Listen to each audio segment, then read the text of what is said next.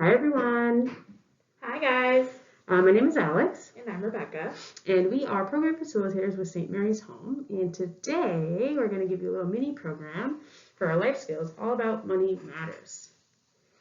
So, some topics that we're going to cover today include some obstacles to money management and how can these obstacles be managed, as well as some of the ways that you can bring income into your household and some information to help you understand the symbols of banking. We're going to do a few more sessions in this program. So future topics to be covered is going to be income taxes, types of education, educational programs, financial aid for students, as well as credit scores and credit reports, and any kind of topic that you'd be interested in the area of financial freedom, money matters, financial management. So with that being said, you ready to get started? Let's go. Okay. So first up, let's talk a little bit about financial freedom. So Rebecca, why don't you let us know what financial freedom means? So financial freedom, it usually means having enough savings and investments and cash on hand to live the kind of life that we desire for not only ourselves but our families. So just being able to do what we want with our money. Mm-hmm. And financial freedom is something that's going to look different from person to person. Exactly. So for example, for myself, financial freedom looks like being able to pay my rent and have a full fridge of groceries and being able to afford a car. So for me, that's really important for my financial freedom. Yeah, same with me. Making my payments on my rent, car insurance, all that stuff, and having a little bit of extra spending money for myself left over. That's what it is to Yeah, me. we want to be able to have some fun with our money, that's for sure. Yeah, so just ask yourself, like, what does financial freedom look like to you in your situation? Mm-hmm. And obviously, there's going to be many obstacles or barriers that are going to prevent everyone from being able to reach a point of financial freedom. So we're going to talk a bit about those on the next slide. Perfect. So the first example of obstacles that we have is overspending, which I think everyone is guilty of doing. I know myself very bad at it. Definitely. So yeah, a way to combat this issue is just being more aware of your spending habits and paying more attention to it. As well as a helpful tip is creating a budget plan and sticking to it. There's a lot of free templates online of these budget plans. For example, we have one on screen from the TD Bank. So it's just a good way to keep track of what you're spending on, how much, and all that. And even if like you're not ready to fully create a budget for yourself, just like Rebecca was saying, getting a better idea of what you're spending. So maybe you start to keep your receipts. Maybe you're someone like me who's always like, no, I don't need a receipt and just throws it away.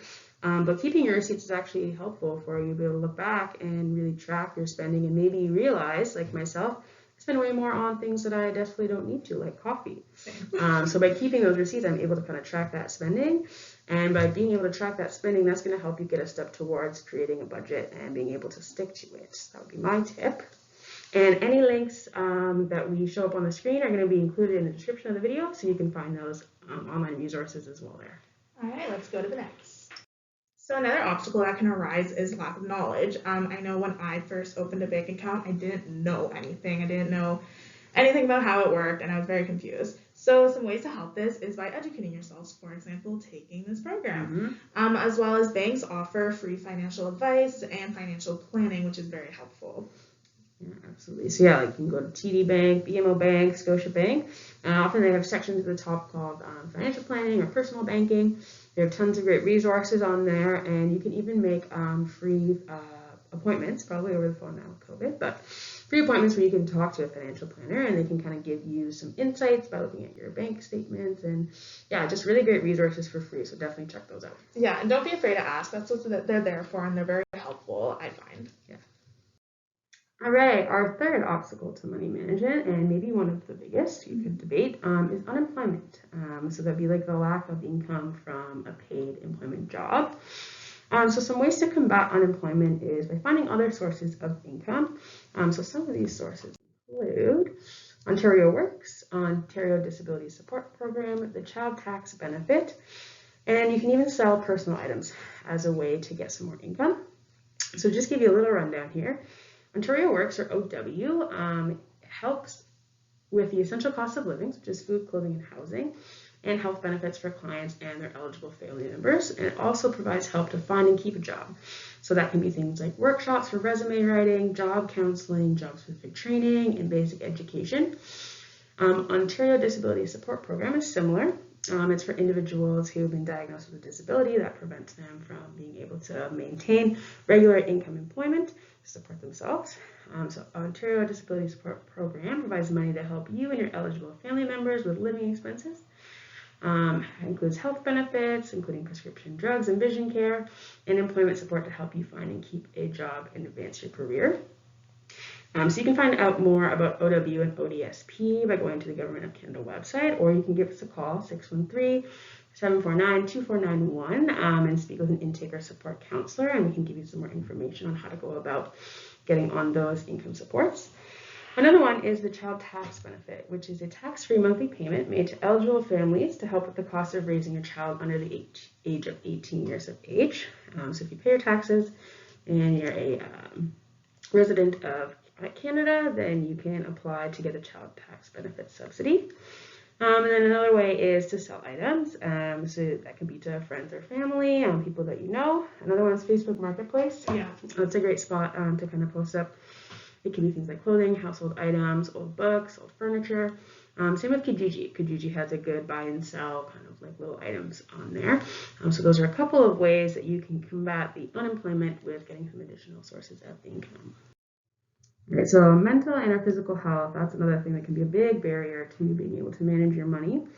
So some ways that you can combat this is by having some money put aside for savings for those times where if you're just really in a slump or you're sick, or your physical mobility is struggling and you're just not able to kind of go out and do your regular activities, having that money put aside can really help relieve some of the stress and make sure that you're still able to pay your bills. Another way is that you can take out a loan. So in future sessions, we're going to talk a little bit more about loans and interest and how to go about doing that, so stay tuned. You can also seek government or social assistance. So kind of like what we just talked about with OW and ODSP, those are some ways that your income can be supported. But you can also seek out some support for your actual mental health and physical health through the Government of Canada website. You can also give us a call and chat with an intake support counselor, and we can get you in on here as well. So different ways that you can kind of help support your mental and or physical health.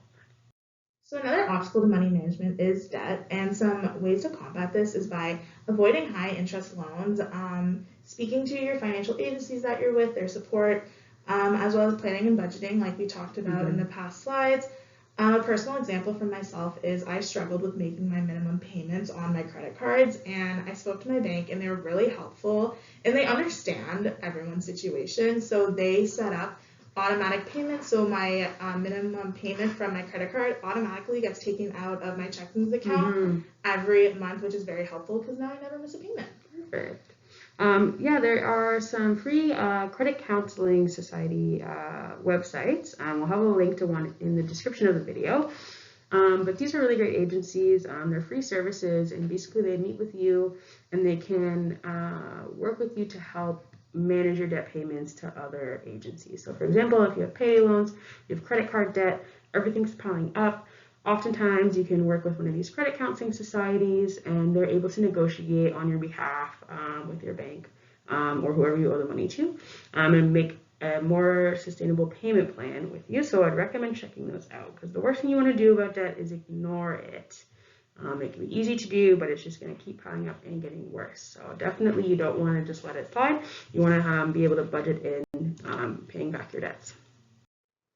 All right, so the last obstacle we have to money management is emergencies. You never know what life's going to throw at you. If you have a pet, you never know if there's an emergency vet bill you need to do, if something happened, or even yourself, just some kind of emergency. So a way to combat this is by having savings put aside for an emergency, as well as taking out loans and seeking government/social assistance like we talked about before. But I think it's important to have a little bit of money set aside just in case life throws something at you. Absolutely.